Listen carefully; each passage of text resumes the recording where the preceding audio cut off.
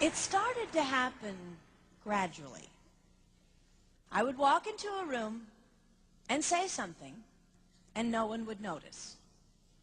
I would say, "Turn the TV down, please," and nothing would happen. So I would get louder. "Turn the TV down, please." Finally, I would have to go over and turn the TV down myself. And then I started to notice it elsewhere.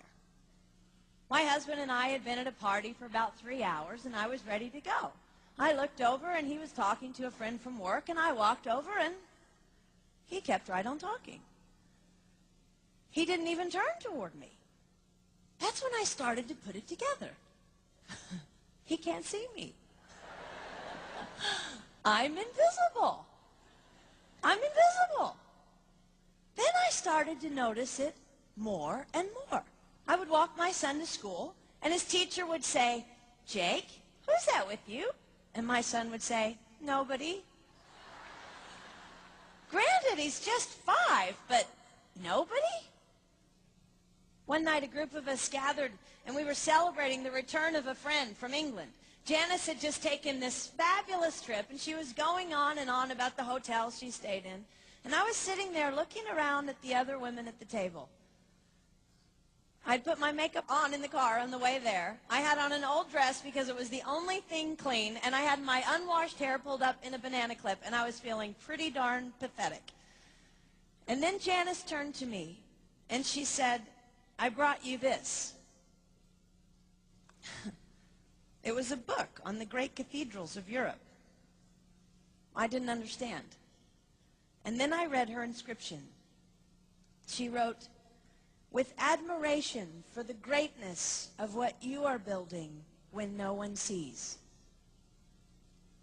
You can't name the names of the people who built the great cathedrals.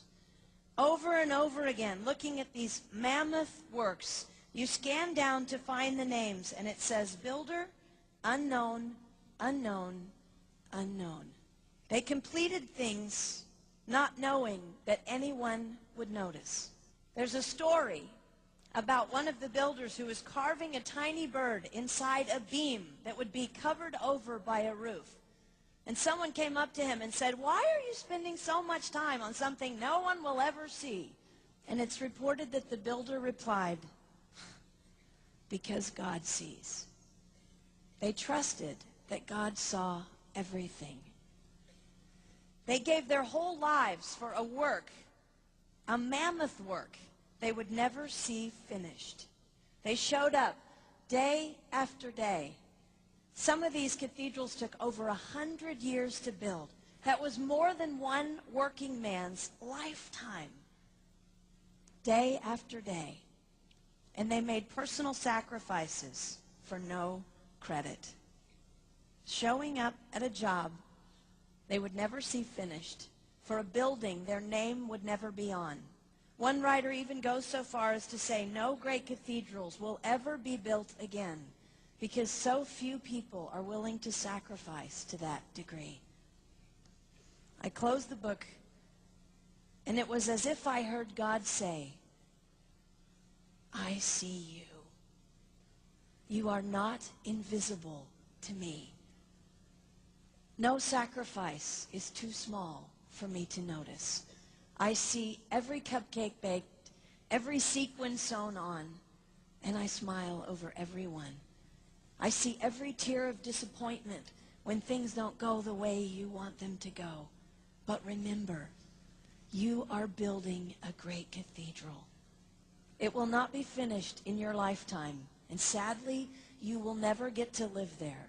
But if you build it well, I will." At times, my invisibility has felt like an affliction to me. But it is not a disease that is erasing my life. It is the cure for the disease of self-centeredness. It is the antidote to my own pride. It's okay that they don't see. It's okay that they don't know. I don't want my son to tell the friend he's bringing home from college, "You're not going to believe what my mom does. She gets up at 4 in the morning and she bakes pies and hand bastes a turkey and she presses all the linens." Even if I do all those things, I don't want him to say that. I want him to want to come home. And secondly, I want him to say to his friend, you're going to love it there. It's okay that they don't see. We don't work for them.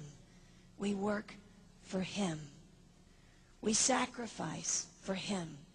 They will never see. Not if we do it right. Not if we do it well. Let's pray that our work will stand as a monument to an even greater God.